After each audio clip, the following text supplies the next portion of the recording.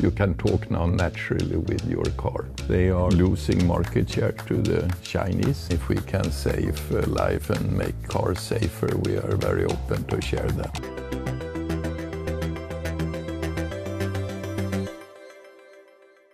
Welcome to The Big Question, the Euronews series where we sit down with some of the biggest names in business.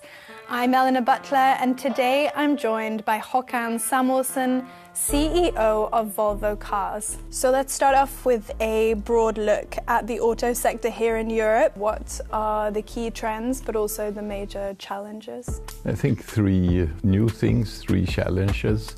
One is the position we have on the Chinese market is getting much tougher. New Chinese competitors, especially then new electric cars coming in on the market.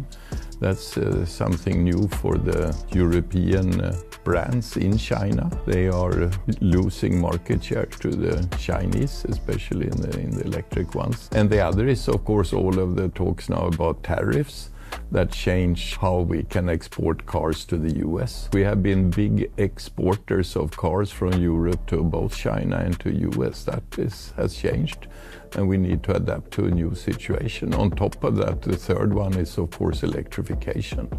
We need to electrify because of the climate challenge, but I think also electric cars are a better solution for customers.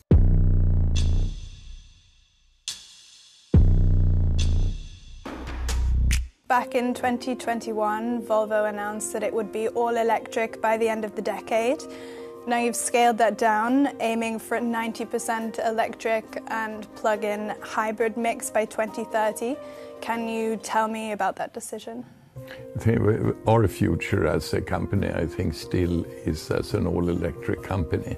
And what we see now, maybe we're a bit over-optimistic that this could be reached already 2030. I mean, in some regions, the charging infrastructure is not yet there. So I think we need to rely on the possibilities to drive on a combustion engine when you lack charging possibilities. So I think to have a credible end date for combustion cars needs to be combined with a very credible date also for investments and expansion of the charging networks. Otherwise, of course, it will not be possible to be all electric 2035. And another of Volvo's major aims is safety.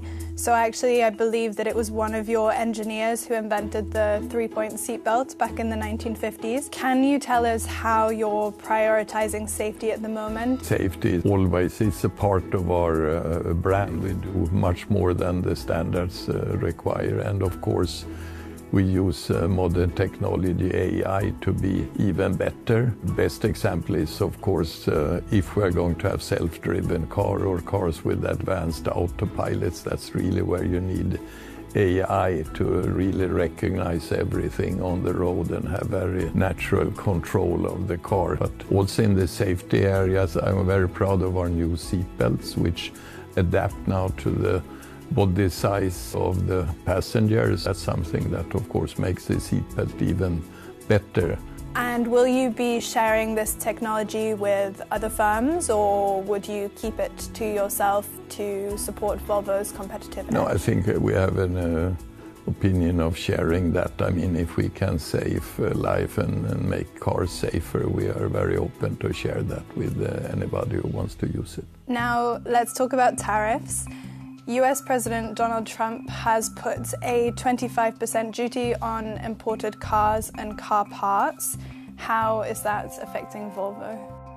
It's very difficult then, of course, to export cars out of Europe, at least with the profitability, because cost increase, of course, when you bring them in. So we need two ways to react. One is to hope that the European Union could strike a deal with the US about a reasonable tariff system for the car sector. I don't think it's over-optimistic either to believe that there is a possibility for such a deal. But independently of that, I believe also we need to produce more locally.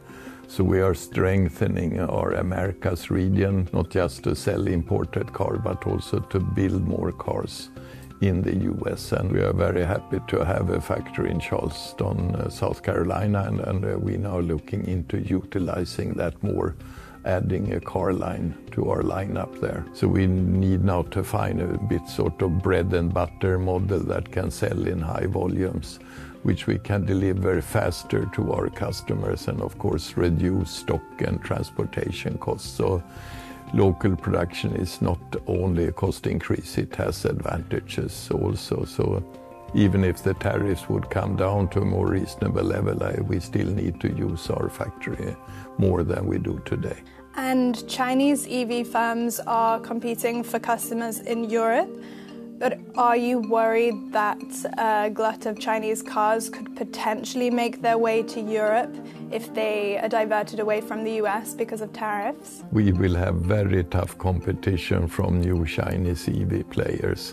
And then the sooner we get used to that and the sooner we start developing our cars, the better.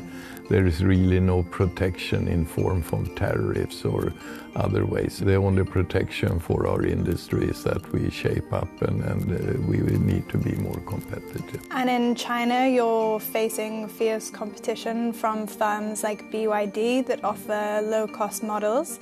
Can you effectively challenge these firms for market share in China? Yeah, for sure we will try to do that, and so we need to be better there.